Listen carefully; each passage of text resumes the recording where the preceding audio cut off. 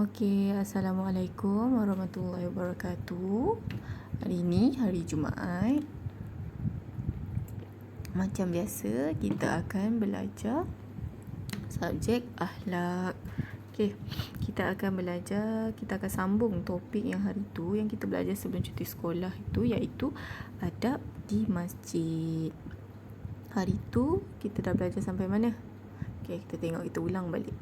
Okey, hari tu kita dah belajar adab-adab masuk masjid. Apa yang kamu kena buat bila kamu nak masuk masjid? Adab-adab keluar masjid. Apa yang kamu kena buat bila kamu nak keluar masjid?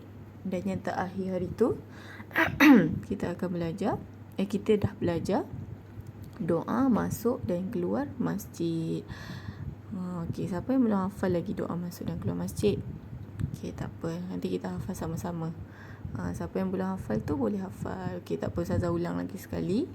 Doa masuk masjid, Allahumma rfili zunubi waftahli abwaba rahmatika.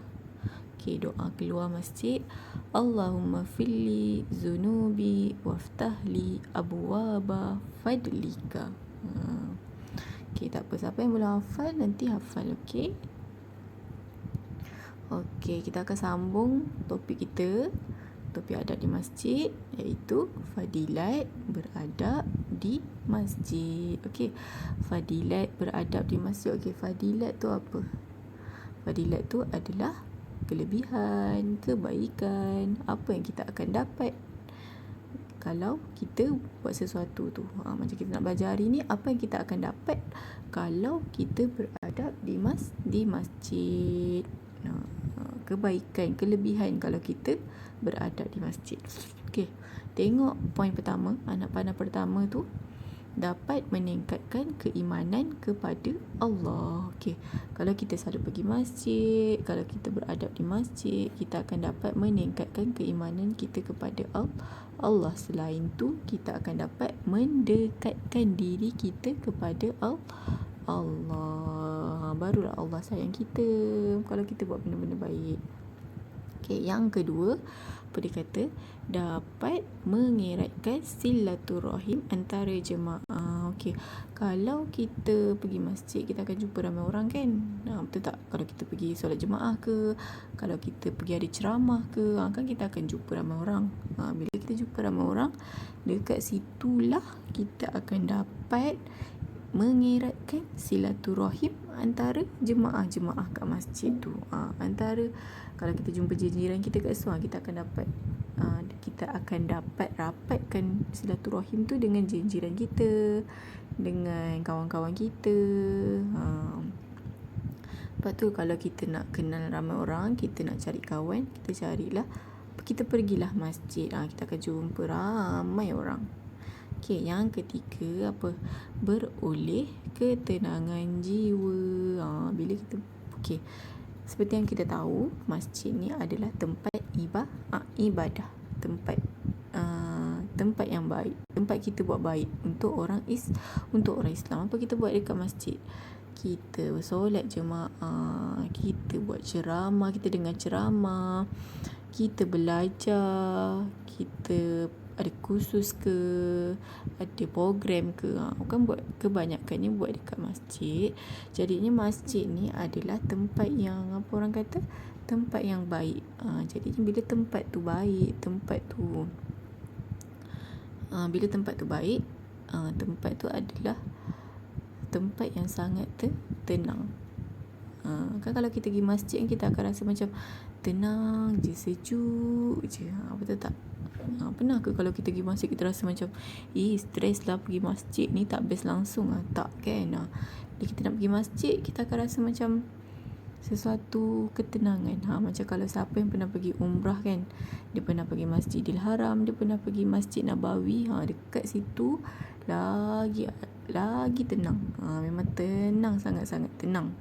Kalau siapa pernah pergi umrah kan, dekat situ lagilah rasa macam tempat yang paling tenang lah kat dunia. Saya rasa sebab saya pernah pergi dulu, memang tenang lah. Memang kalau kita melangkah masuk kat Masjidil Haram dengan Masjid Nabawi tu, memang kita terus rasa macam ya Allah, tenangnya. Macam tu.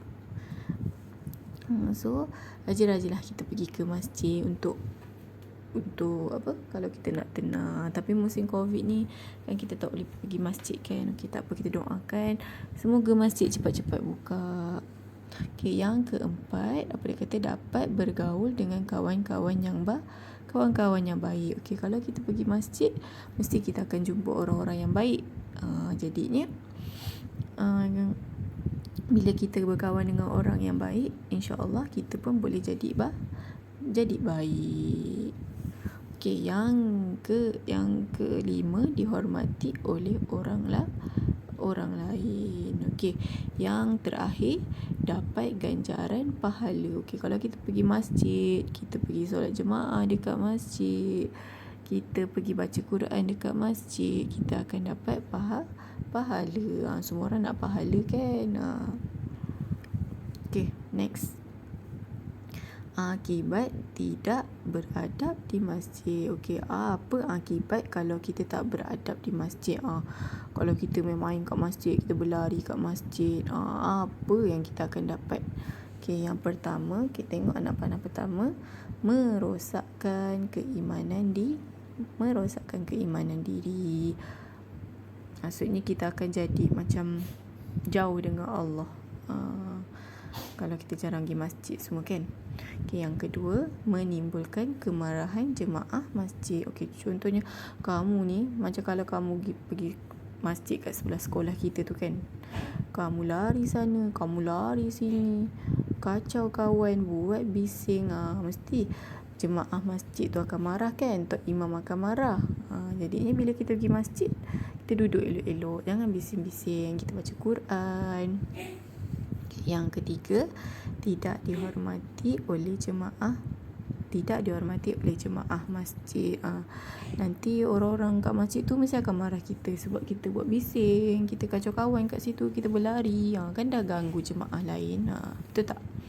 Okay, yang terakhir, kita akan dapat dosa sebab ganggu orang lain, sebab buat bising. Orang akan marah dan kita boleh dapat dosa.